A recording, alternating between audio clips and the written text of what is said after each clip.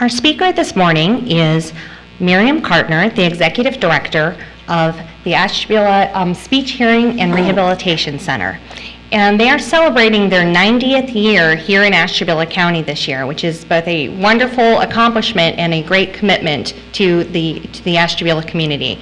And Miriam is going to tell us about the agency and also about the services that they provide here to Ashtabula County as well.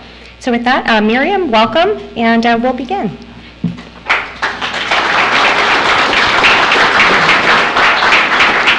Good morning, everybody. There are two people in the room that I would like to thank for this, for the reason I'm here today. Well, I mean, there's obviously people that went before me, but the first one is Bonnie Warren. Bonnie Warren was on our board, and we were at a board meeting one night in early 2010, and I was just imparting some kind of pearls of wisdom at the time, but she was kind of looking around, and her eyes must have fallen on a letterhead or something, and it said, serving the community since 1921, and she said, do you realize next year's our 90th anniversary? What are we going to do about it? And those of you who are nonprofit directors in this room, you know what are we going to do about it means what are you going to do about it? And then she promptly resigned from the board about a month later. So thank you, Bonnie. The other one over here is Milt Robinson. You will hear today about how the Rotary Clubs were instrumental in starting our services and keeping them going for quite a while. And when I talked to the Rotary Club about maybe 3-4 years ago, Milt was a historian of that club, and he reminded me about the Rotary's involvement in. When I got my job as director in 1996, in the closet were all these boxes, you know what that's like, of articles and letters and minutes and all these things, and it was just sort of all thrown in there. And I thought, how am I going to put something together for over 90 years? This is just overwhelming. So I thought, oh, Milt the historian. So I called him and said, would you be willing to take this stuff and get it in a form that I can use it? And he did that, and believe me, that was a big job, and it was just so much easier to see things that were in chronological order and try to piece this presentation together. If I stand in front of here, make me move. So I really want to thank Milt, or we wouldn't be having all this. Some of you in the room are thinking, speech and hearing 90 years? I don't think so. Well, that's true. But most of the centers like ours around the country got our start in the 20s because of as crippled children societies. And that may be a name that rings with some of you who have been around a while. And I keep forgetting. I go on and I forgot about the presentation. Whoops, wrong thing. I'll go back. We're located in the Donahoe Center now. We're a nonprofit, private nonprofit agency, and I'll get to that later, what that means. And we are dedicated to helping people who have communication and developmental disabilities. Wrong way. There we go. Okay. This picture is a picture of, and I love this picture. I had it blown up about like this for our lobby. This was the first clinic that was held in this county in 1921, and that's the county courthouse. I see they didn't worry about accessibility. All these kids with crutches and no way to get in. That's why they're on the steps. They couldn't get in.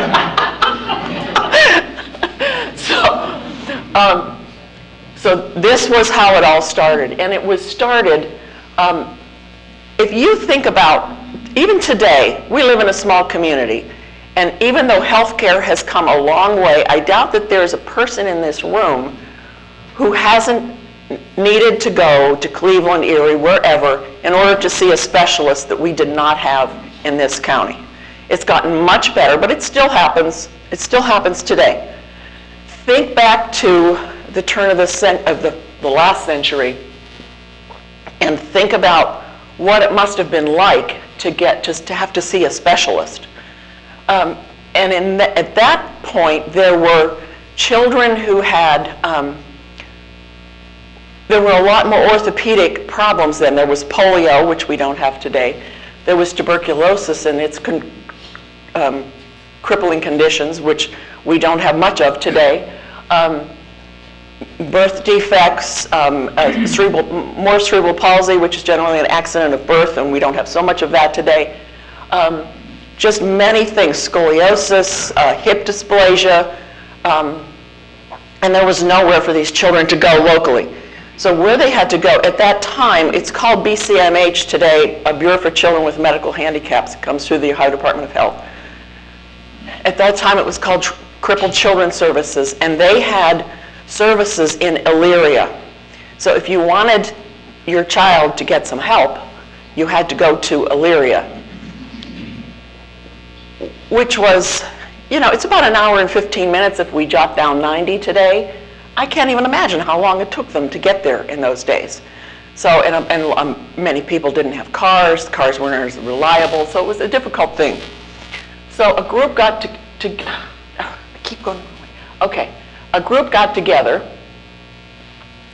and said, we've got to do something about this. So it was the county health, it was all the health departments, Department of Welfare, the Crippled Children's Services from the state, the Medical Society, and the Rotary clubs. And that seems like sort of you expect those other organizations to be part of this, but Rotary, the Ashtabula Rotary Club also formed in 1921. And nationally, this was a project of Rotary clubs, was crippled children. So they adopted the crippled children, and they were very instrumental in a lot of what happened. This clinic was held.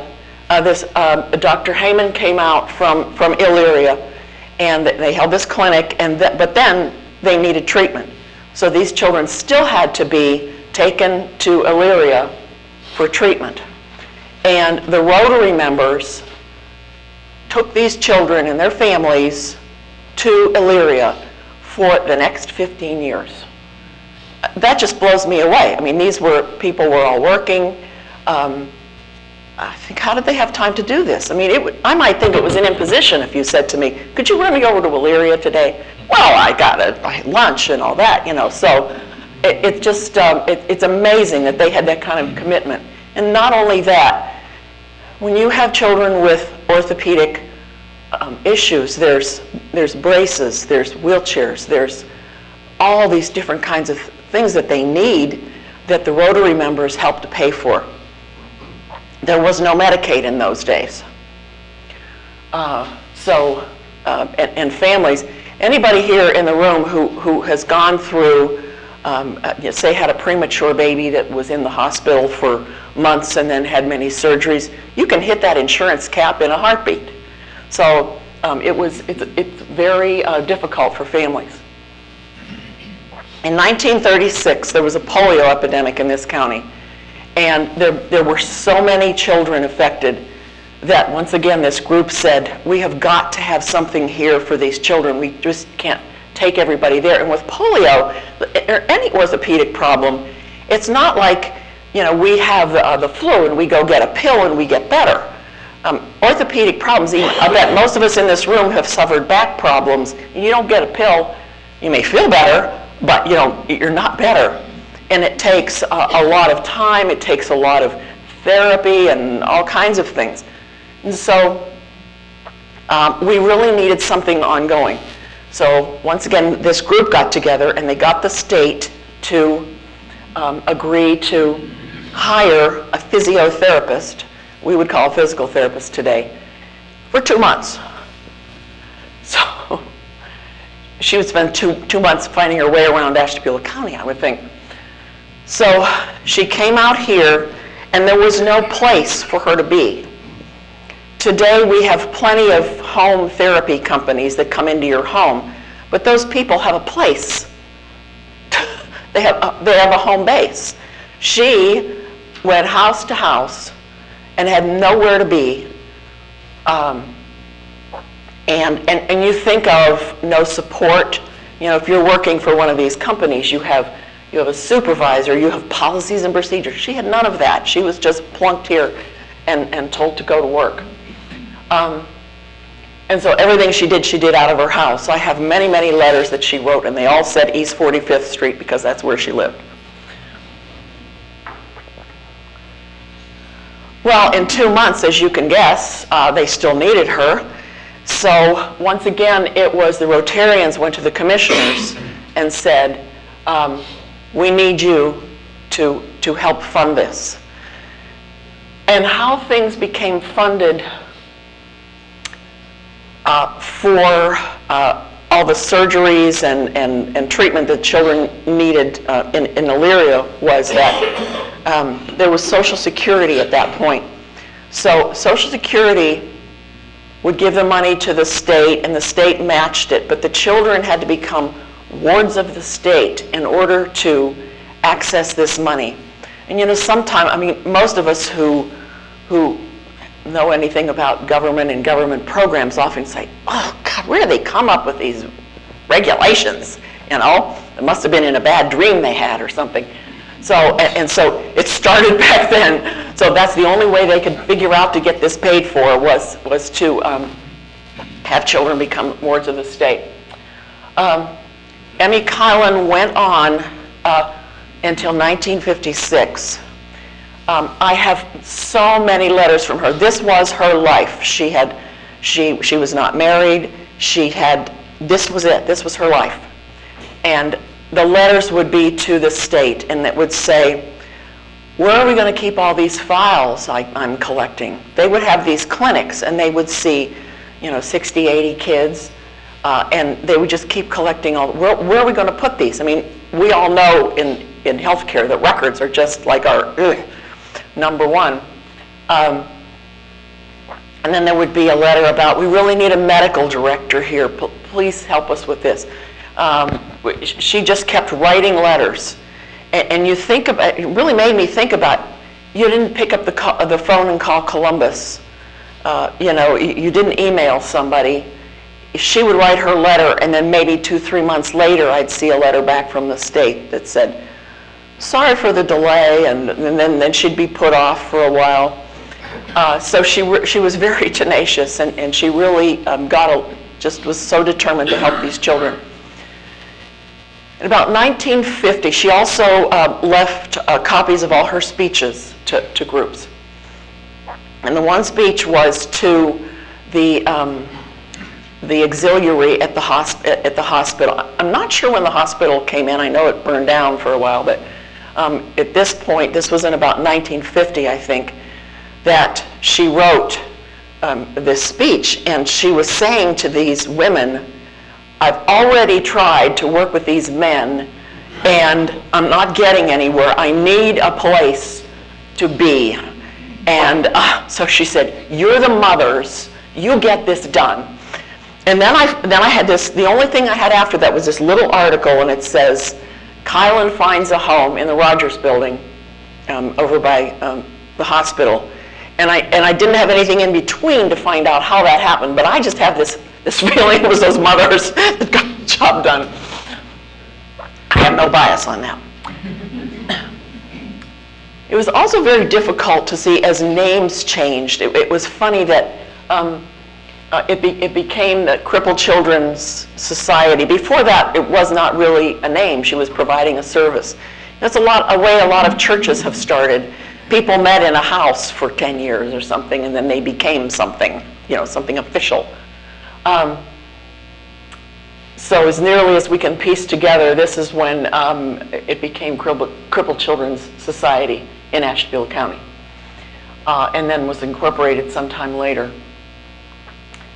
And she served here until 1956, and then Dorothy Spark, who was also, I believe, a physical therapist, took over as director. In 1971, Glenn Kiesel came to work for the organization, and I think a lot of you in the room know Glenn. Back in these days, in the 60s and the 70s, the schools were not responsible for children with disabilities. And so this is who they came to for their services. They moved from the Rogers building over to the basement of the children's home, and that's where this is. It was a cavernous place, and I heard that I just worked there for about a month before they moved, but they said every time it rained, everybody'd have to put on their boots and sweep out the water, and it was an interesting. It was then condemned, which is why we moved. But Glenn was here for many years, and he really was. Flora Simon, who was the next director, was the executive secretary. They really made it grow. And there had been other services other than physical therapy, but at this point there were. We'll go back. They had speech therapy. They had audiology, occupational therapy. They started a preschool program for children with disabilities. I see that they had an aquatics program at the Y. So they really did a lot. And you'll see that during that period, the name was again changed to the Society for Handicapped Children and Adults, because Glenn said there's a real need for physical therapy for adults here, whether it's a back issue, whether it's getting over an accident, or whatever it might be. So he really went out and started serving adults. We had a contract with the county home for something like 26 years. So he and Flora were really instrumental in growing the organization. In 1989, Glenn took his practice, he went private. And at that point, the schools were really responsible, and they were getting their physical therapy. He was going into the schools to do physical therapy there. So we said, we just don't think that there is a need for us to do physical therapy anymore. So we dropped that service. And again, we said, let's change our name, because, we would not use the word crippled children today. It's not acceptable term anymore. And then it became Society for the Handicapped. So it was, we didn't think that really was the term we wanted to use. And so we said, well, why don't we just say what we do? So we called ourselves the Speech and Hearing Center. And so I think anybody could figure out what we do from that name. Today, our mission statement is to identify, educate, empower, and support persons with diverse communication abilities while increasing public awareness and understanding of communication issues. We are now located in the Donahoe Center. This was built in, I think, like 1990, 91, entirely from donations. I had Glenn over for lunch to help me reminisce and get some background for all this. And he said, I don't think there's a week that went by in the 70s when I didn't get my picture taken accepting a check from somebody. And I believe that almost every one of the articles that I have is him accepting money from some group or other. And that money, a lot of that money was saved. And the day we walked into that building, it was paid for.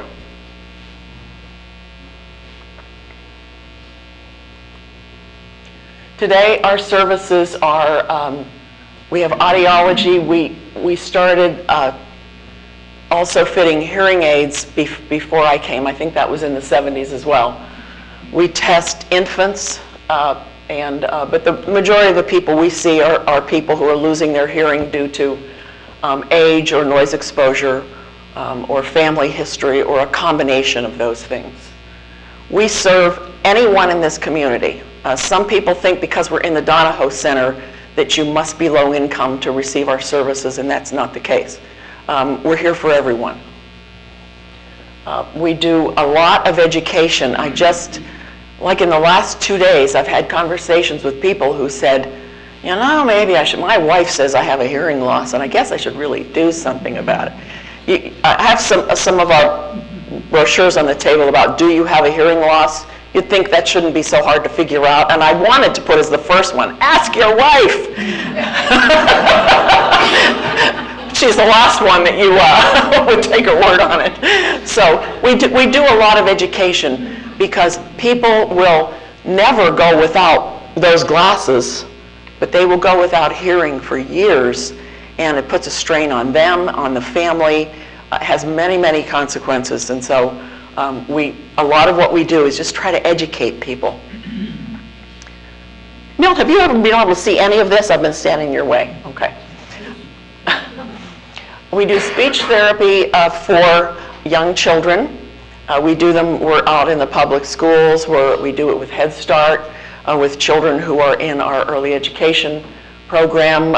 We do speech therapy for children who are on home instruction. So we just see a lot of children. We used to do adults, but we don't have as many speech therapists anymore, and so we're concentrating on the little ones. Our speech therapists, our whole staff has many years of experience. She's got over 25 years of experience, so does our other one, and they just do a great job. For many years, for about 30 years, we ran a preschool, as I said, for children with special needs. And we would bring in kids from, we'd have one group in the morning and they would go home and bring another group in the afternoon. And then a couple things happened. One was the funding that parents could access for that. They changed the rules and they couldn't, about 95% of our parents couldn't access the program anymore, which was devastating to them and devastating to us. So funding came along that the parents could access where they didn't have to be working, and it would pay for full day care, but we had to be a full day service. And the other reason that we decided we were going to go to full day was before we would go around and pick up these children in other child care centers to come to us for what they needed. And I kept thinking, this is kind of crazy that we're going there to pick them up. So we started offering this full day care, and one of our purposes was, we were just talking about, I said, babysitters rule the world. You know, I used to have babysitters, and we have a daughter with disabilities, and she was extremely difficult to deal with. And the babysitters would be so friendly at first, and then they would be less friendly. They would invite me in for something to drink, and then they were standing at the door when I got there.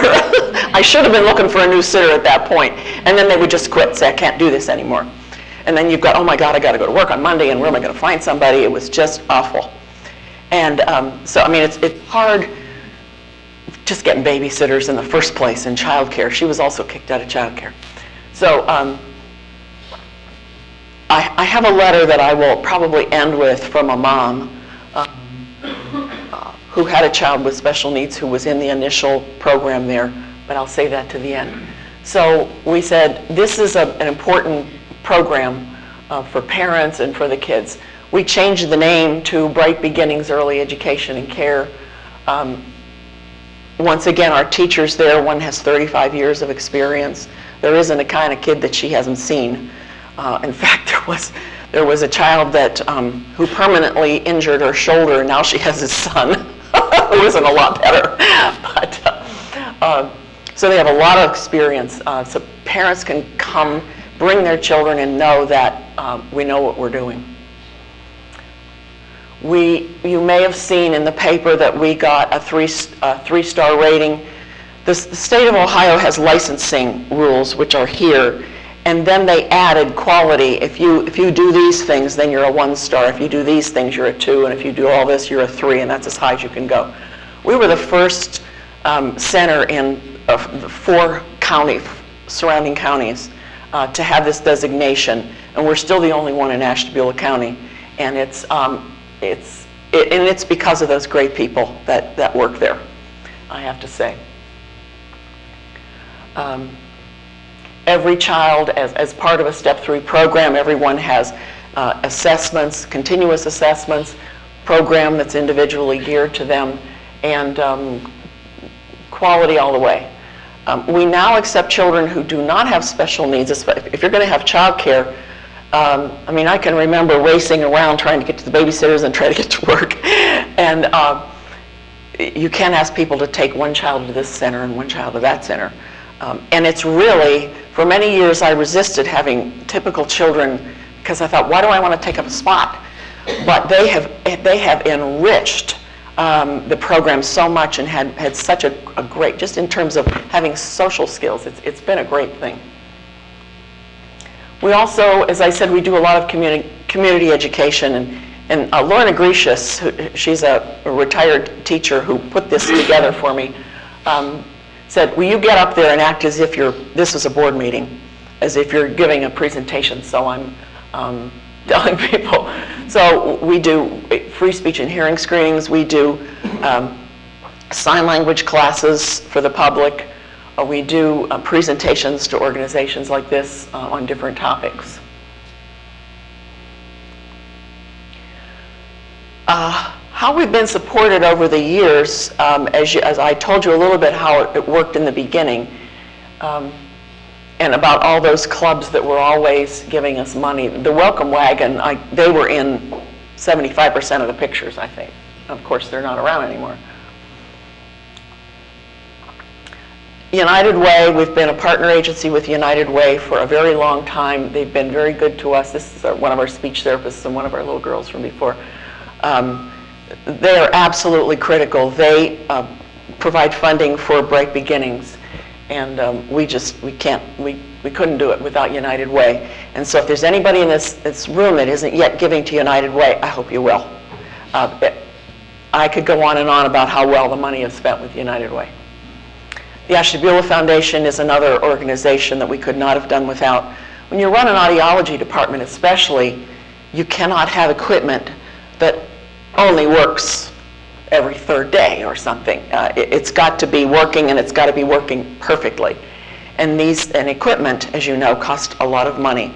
And it's not just been audiology equipment over the years, but they have really, really been come through for us when we needed them. Because when something is getting to the point where it's no longer, you get one of those letters that says, we can no longer support this piece of equipment. Phooey, but they don't. So you can't wait. You've got to do something about that. So, and as those of you in the room who write grants, you know that in this small community, we just don't have the number of foundations to go to because they want a corporate presence in your community, or it's Cincinnati area only, and so forth. So we don't have a lot of options. So the Ashtabula Foundation has been a godsend to a lot of us. We are, for a long time, Medicaid was a huge part of our budget. But as it's gone to managed care and so on, it's a huge part of our time now in submitting and resubmitting and playing all those little games and then not getting paid. And they've also decreased what they're paying. So that's become a small part of our budget. Private insurances, places contract with us, schools contract with us, children's services put children with us, the subsidy for child care through Job and Family Services. So it's just, if there's one thing I've learned as director, never depend on one source of revenue, because you just don't know. It's here today, gone tomorrow. We also get additional subsidy through child care at a higher rate because of our rating. We get a little bonus because of our child care rating. Our board, I have a wonderful board. And I have wonderful people who used to be on the board. It's just we sort of make new friends and keep the old, and I still call on some of those people who are no longer on the board. We just have a lot of really good friends of the agency. They do a lot of fundraising, and everybody goes, oh, fundraising, because everybody's doing it now, but it's a critical part of our budget, and they just get out there and raise funds. Grants when we can get them, donations from the public, whatever it might be. People will say, well, how are you funded? Well, we're not really funded. Most of these things parents can access, and then we charge for the service. A private nonprofit is not a government agency. We're not funded by levies and so on. So we really depend on our community to help keep us going. How can you help, you ask? Okay. You can support our programs with your donations. You can refer your friends. In our audiology department, you'll see some of these hearing aid companies, they take out these full-page ads. You can't miss them if you get the newspaper. You will not see big ads from us. Almost 90% of the new people who walk through our doors walk through because somebody else was happy with us. So you can refer people who are in need of our service and remind them they don't need to have income requirements for most of things. Participate in the golf outing. You can be a sponsor. Some of you are sponsors for our golf outing. And just spread the good word. And I want to end with, we all know that times are tough now. And for nonprofits, I've said that so often, did you ever, probably you haven't, but I have, had a piece of cake that was left, and you didn't want anybody to know that you took a piece, so you slice a little off here, and you slice a little off there, so it ends up getting a little bit smaller, but maybe no one will notice. And that's really what's been happening is contractors are tightening their belts, so they're buying less. It just gets, Medicaid says we're reducing by 3%. So it's just, sometimes it's not a huge thing, sometimes it is, but it's just less and less, and I think most of us in this room have that. And nonprofits walk this line of, we have a mission. We need to meet that mission. We need to serve the public. Most, especially with hearing, Medicaid is becoming such a huge pain in the neck that people are saying, we're just not going to deal with that anymore. And I would love to say we're not going to deal with that anymore, but we can't say that because our mission is to serve, whoever we can. So sometimes it can become very difficult. But I want to read this letter from this mom, and this is the reason we keep going. I won't read the whole thing, but this was. No, I'll just go off. I did. Only behind the you can microphone. Oh, that's right. But behind the Oh. Thank you. Okay, I was lost. My little girl was just about 3 years old and still not speaking because of this. In many play groups, she was an outcast. It made it very hard for me to be able to get on my feet. Wherever I took her, no one understood her like I did. My doctor made a referral that saved us both. We came to the Speech Hearing and Rehab Center shortly before her 3rd birthday. She was evaluated by Jackie Norris, who was so helpful and understanding of my frustration. They recommended that Isabella join the preschool program at this center and get speech therapy twice a week. Suddenly, neither me nor my little girl were alone in this struggle. I can't even begin to tell you the overwhelming sense of relief I felt. It was one of the hardest things I had to do, letting go of her, but it's been the best thing for us. The first time I heard, "I love you, Mommy," I cried. She continues to go there, and the changes in her and improvements keep coming more and more every day. I swear the staff there are miracle workers. This center has helped us so much. Like so many other families that receive services here, I can finally go to work, knowing she's getting the care and the help by people that understand her. It's improved both our lives greatly. I won't read the rest, but that's why we keep going on when times get tough. Is we know that our children are the most precious things in the world, and so that's why we keep going on. So I would like to thank you all for listening, and for the support that this center gets from this community.